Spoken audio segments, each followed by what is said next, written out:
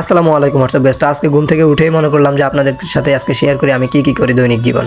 তো আমি ঘুম থেকে উঠে ব্রাশ করতে বসছি, ব্রাশ করে চা নিছি, চা বারিন্দাতে চা খাইতেছি আর আমার ফুলগুলা দেখতেছি।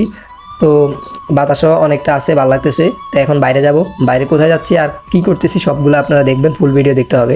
তো আমি আজকে সকালে বাইরে হয়ে গেলাম, কারণ আমার তালাটা খুলতে একটা পুরে ঝামেলা। তো আমি তালাটা খুললাম, খুলে বের হইতেছি আস্তে আস্তে। পরে দিয়ে তালাটা মারতে হবে, কারণ অনেক এখন বর্তমানে চোর টোর বাইরে গেছে, তো এই জন্য সমস্যা। তো আস্তে আস্তে হাঁটা ধরলাম, হাঁটতে হাঁটতে যাইতেছি। যাওয়ার পরে দিয়ে আসলে একটা ঝামেলা হয় কি, আমাদের এখানে গাড়ি পাওয়া যায় না, কারণ রাস্তার অবস্থা পুরো ভয়াবহ। তো অনেক কষ্টের পরে অনেকক্ষণ দাঁড়ানোর পর একটা গাড়ি পাইলাম। আসলে ভাই আজকে যে গরম পড়ছে যেটা বলার বাইরে, গাড়ির মধ্যে অনেকক্ষণ বসার পরে গাড়িটা ছাড়ার পরে তো একটা শান্তি পাওয়া গেল। পাওয়ার পরে দিয়ে আস্তে আস্তে যাইতেছি, যাওয়ার পরে দিয়ে রাস্তার যে অবস্থা ভাঙ্গা। আমি একটু সামনে যাই, আমি রিক্সা থেকে নেমে যেতে হবে, কারণ রিক্সা আর বেশি যাবে না, কারণ ফানি তো প্রচুর ফানি। এই সামনে যাই, আমি যেতে তো নেমে গেলাম। নেমে এখন আমি হাঁটতেছি, যে গরম, প্রচুর আকার গরম। আমি এখন আছি রেল স্টেশন ঢাকা। তো এখন রেল স্টেশন পার হয়ে আমি যাইতে হবে এয়ারপোর্টের ভিতর দিকে। তো আমি আস্তে আস্তে হাঁটতেছি আর হাঁটতে হাঁটতে যাইতেছি।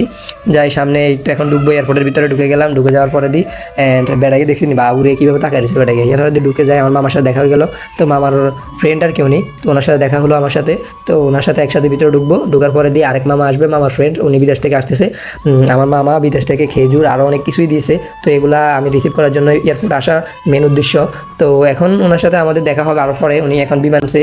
তো নামার পরে দিয়ে আমরা আস্তে আস্তে ভিতরে ঢুকে যাচ্ছি। এখন এয়ারপোর্ট একদমই মানে কোনো ভেজাল কিছুই নাই, মানে একদম সোজাসুজি আপনি ভিতরে ঢুকে যেতে পারবেন। এখন ভিতরের পরিবেশটা অনেক সুন্দর, এখন পরিষ্কার, এবং আপনার যেমনি মন চায় এমনি থাকতে পারবেন। স্বাধীন বাংলাদেশ, স্বাধীন মতোই থাকতে পারবেন।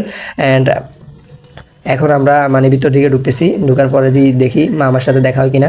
তো এখন ওইখান থেকে মানে সবগুলা মানুষ আসে বাইরে থেকে।